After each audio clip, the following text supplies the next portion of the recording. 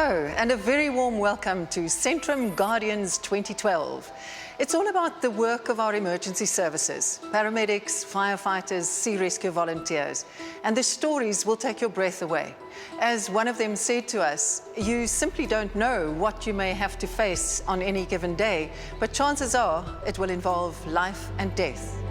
We're looking for the Centrum Guardian of the Year, and you get to vote for the team or individual from the semi-finalists that inspires you to live life at 100%. In this episode, you will meet two more teams who went far beyond the call of duty to save the lives of strangers like you and me. I have to save that person. I have to.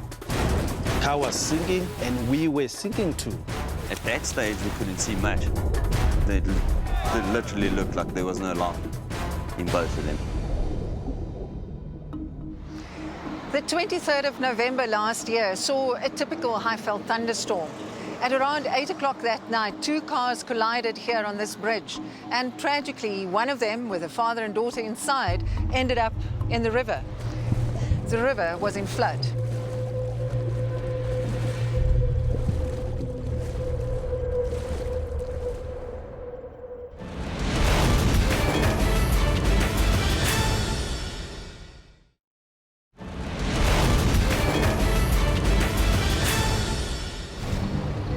On a stormy evening in November last year, Sean Webb and a colleague from Metro Police responded to a call. Basically in a panic state, and just said, please go and help. On the N17, there's a car that's rolled. It's gone off the road. A car had crashed on a bridge and was sinking into the river below. They think the people have drowned in the vehicle. That's all the info I got at that stage. So. Sean called in Wadeville Fire Station for backup. And they told me you must hurry up because the people are stuck and the flooding is starting into the vehicle. You're imagining the scene. What's going to happen? How's the patient? The condition, the priorities of the patient. How's the car? How's everything? How many cars are involved? You're just imagining those things. That's going through your mind. When you're inside the fire engine, we're discussing and we're planning. We give you some tasks. You're going to do this. If the car is like this, we're going to do this. At the scene, a crowd of onlookers stood by helplessly. Everybody looking down, but nobody really going down. Sean and the Metro Police officer on duty quickly assessed the scene. From the top, what we could see was just the wheels, literally, of this car sticking out amongst the reed and muds and the water that was flowing down there. The man and his daughter, trapped in the car, had been submerged for more than 4 minutes. At that stage, we thought we're literally going to be doing a body recovery.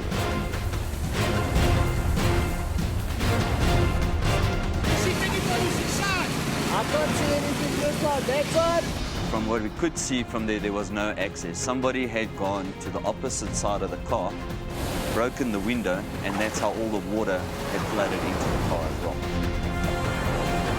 Literally at that stage, that looked like two people floating in the water. Backup from Wadeville Fire Station arrived, perhaps minutes too late. With the stream of current of water that was flowing through, and the car being pretty submerged, with people underneath it, the chances of survival that we would see from there was minimal. The team took this call personally. We put ourselves in the position of that person who is being entrapped in there, so then we can go all out and perform our best. The firefighters from Wadeville stepped in. When I stepped in that water, I was scared of the water because I don't know how to swim. I have to save that person. I have to. With torrential rain pounding down, further flooding was a threat. The car was filling with water. We need to tilt the car to lift it up so that the water can pass. Car was sinking and we were sinking too. No, it was muddy inside and the water. There was nothing that we can stand on. And nothing they could do to get to the trapped family. Couldn't see them, but that time I couldn't see them. We have to think quick to save those people. Sean knew they needed access to the back window. Literally pushing it up enough just that we could gain a bit of access to the back window. With the team sinking into the mud, Sean kicked in the window and saw the first signs of life. When I kicked open the window, he had a gentleman speaking to Sean.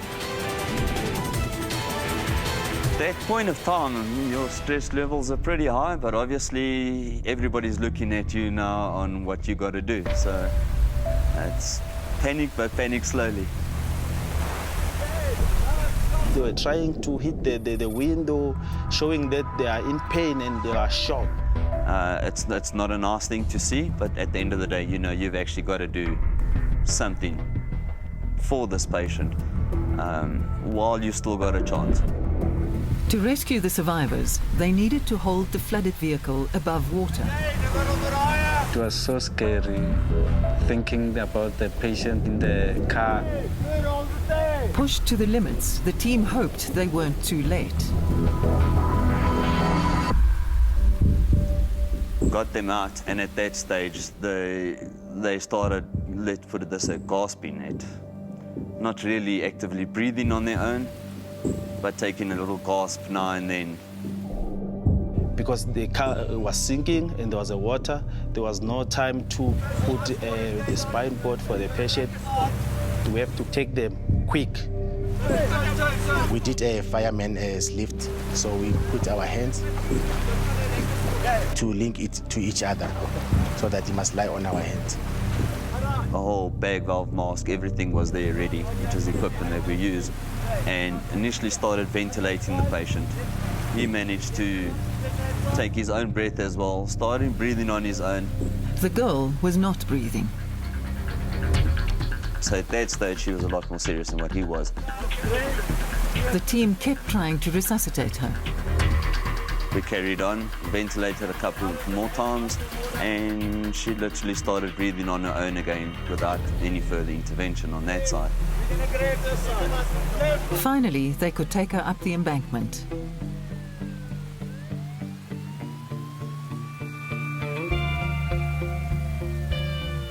He was very dazed and confused, obviously, from not knowing what was going on, who was around him at that stage. And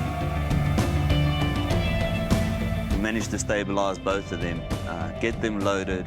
We got them off to hospital.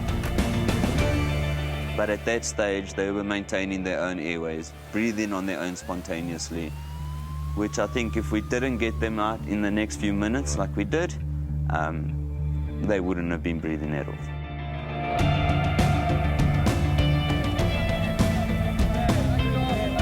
It was a relief at last, because to lose someone, it's hurting.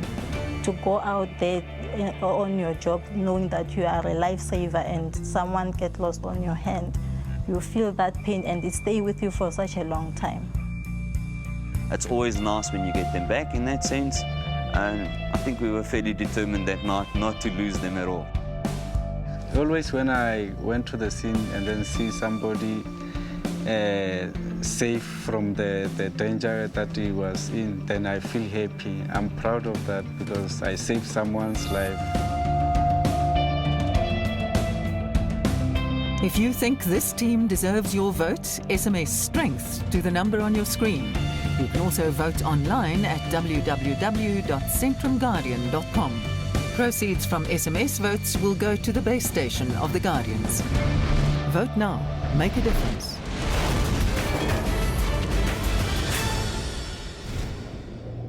Centrum Guardian brings you tips on what to do in an emergency. What should one do when you see that you are going to be in an accident now? When you see that you're going to be in an accident, and especially that you are going to go into a river, you should brace yourself, put your hands on the steering wheel on the 10 o'clock and the 2 o'clock position, allowing still the airbag to restrain you from getting severely injured.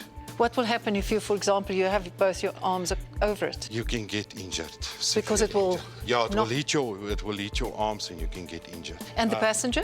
The passenger just sit the safety belt on. Yeah, as long as you are buckled up. You're buckled up. That is important. As soon as you hit the water, one of the important things is to open a window. Don't open a door. The door allows more water to run in. A window is a little space for water to come in. Remember to always stay calm. Remember the heaviest part of the car will always sink first. So the engine. Yeah, that's where the engine is. Take a deep breath before breaking a window. Use your watch, use a pen, use a cell phone. Look for anything in the car. Electronic windows has got electricity for 3 minutes in water. So use it as quick as possible.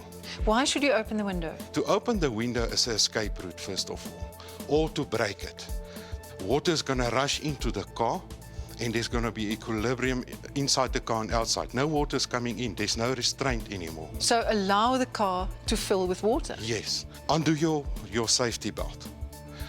Look at your children, if there's children, or passengers. Undo them. Remember, when you exit the window, push yourself away and you shoot straight for the top. How will you know where's the surface? Look at where the bubbles is going. So the first one, if possible, do not panic. The second one, brace yourself so that the airbag has space to come in between your arms. Yes.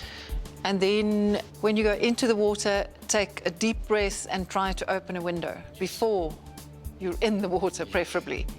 Once you're in the water, you take off your own seatbelt, you unfasten everyone else, help them first. Yeah.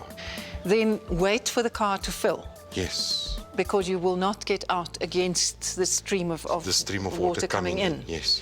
And then push yourself out and up. Yes.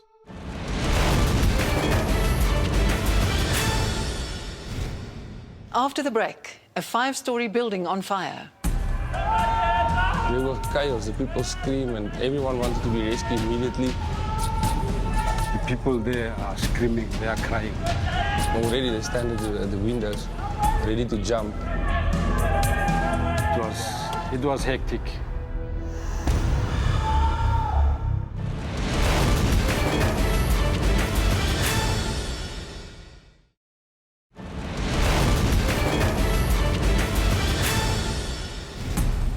Inside the building, it's dark, smoke, you cannot see.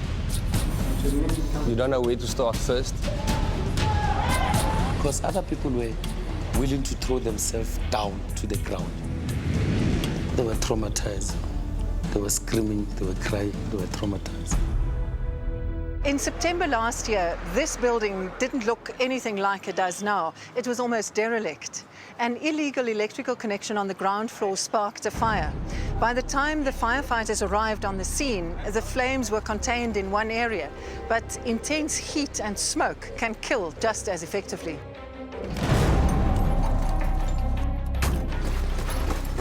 Die oproep het ingekomen toe hulle vir ons gesê is 'n gebou wat brand daarso. They said there's a building on fire at town, so we responded to the scene.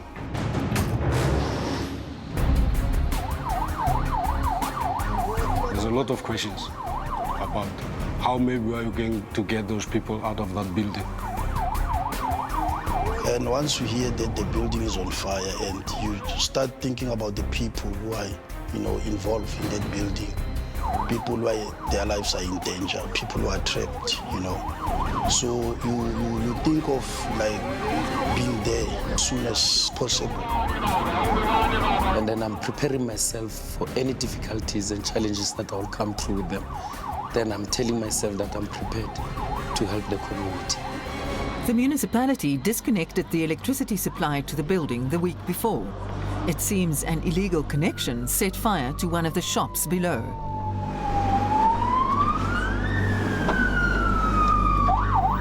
En toe ons aankom op die brand, toe het ons die rook gesien wat aan die onderkant van die gebou uitkom. Jy kon nie spesifiek die brand sien nie. The building was full of smoke inside.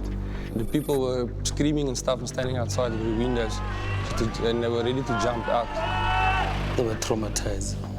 They were screaming, they were crying, they were traumatized. The crew knew it was a race against time.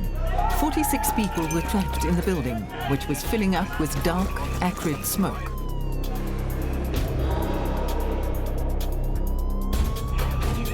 Toe ons die span opgedeel in 2 groepe in. Ek het van die ouens gestuur so lank om die mense te begin ontruim uit die gebou uit.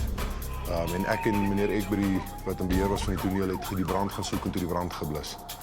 So my virtue was first to extinguish this fire. Because the minute that I'm wasting time for the fire to extinguish, those people will fall down. The fire was quickly contained, but the thick smoke was still a looming danger. There was old computers, screens was lying in there, plastic bottles and stuff, generated lots of smoke. The crew followed the cries of panicked victims into the hot, murky building. Die gebou is donker, daar is nie krag in die gebou nie. Ewe skielik is daar 'n klomp rook om. En daar was baie van die mense wat asma ook gehad het en hulle het vreeslik benoud begin voel en op daai stadium van die geveg, die mense wil nie regtig vir jou luister as jy vir hulle sê, jy weet, moenie so maak nie, maak so. Hulle wil nou maar hulle eie kop volg en hulle eie ding doen. Inside the building, it's dark. You cannot see. So the people there are screaming, they are crying, because in the first place, what they're inhaling is intoxic because it's a smoke, so they can't breathe properly.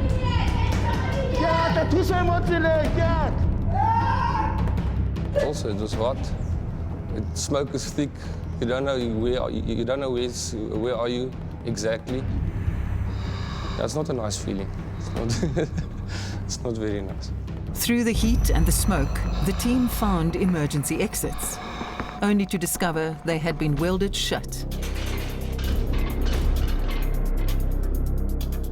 They were well welded. We've tried to do the forced entry to them. We never managed.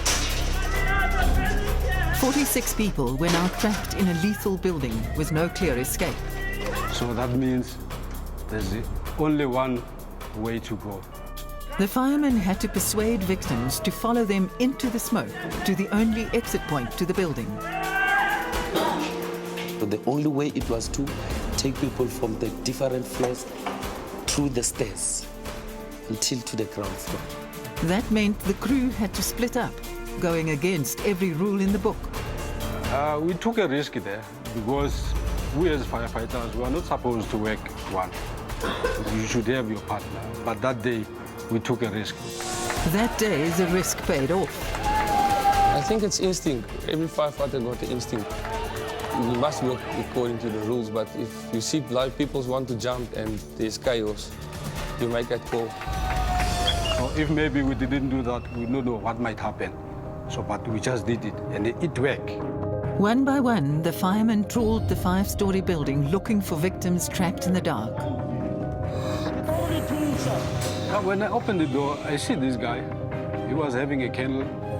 The wife was carrying a small baby, not knowing what to do. And this guy doesn't know what to do. Roy coaxed the terrified family to safety. I led them downstairs, I took them outside, and I came back again. I went upstairs again.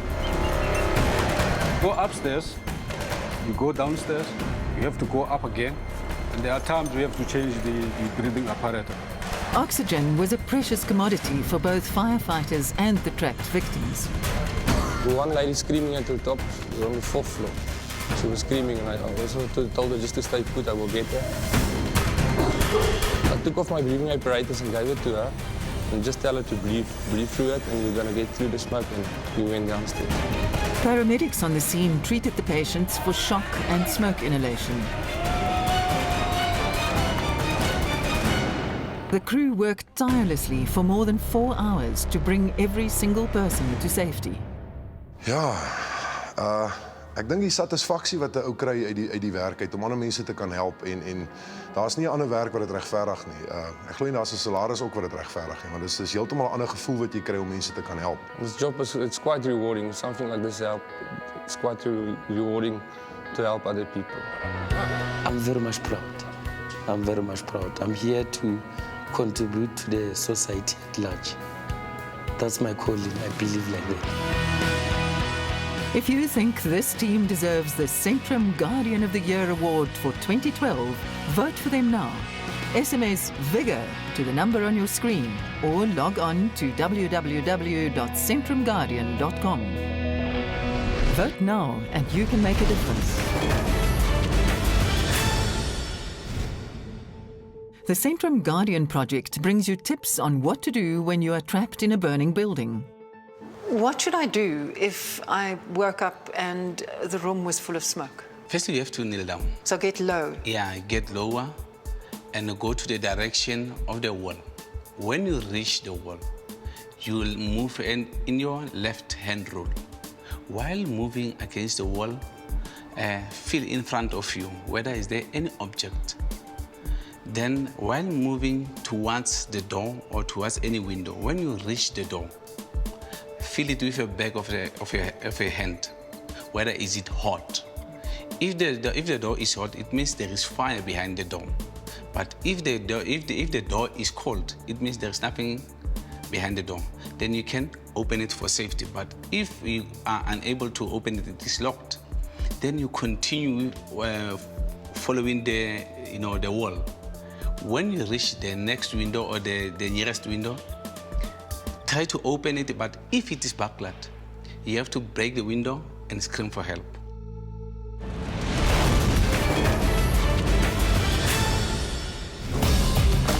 Remember to vote for your favorite Guardian of the Year.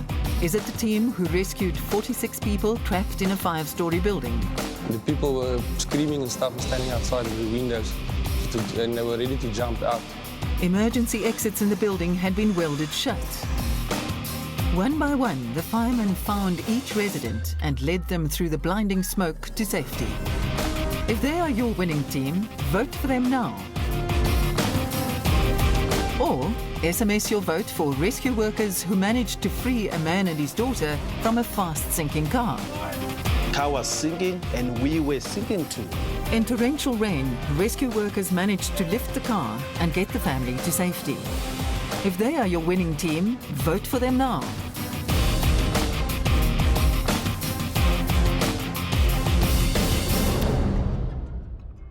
It strikes me every time in every one of these stories how training only goes so far.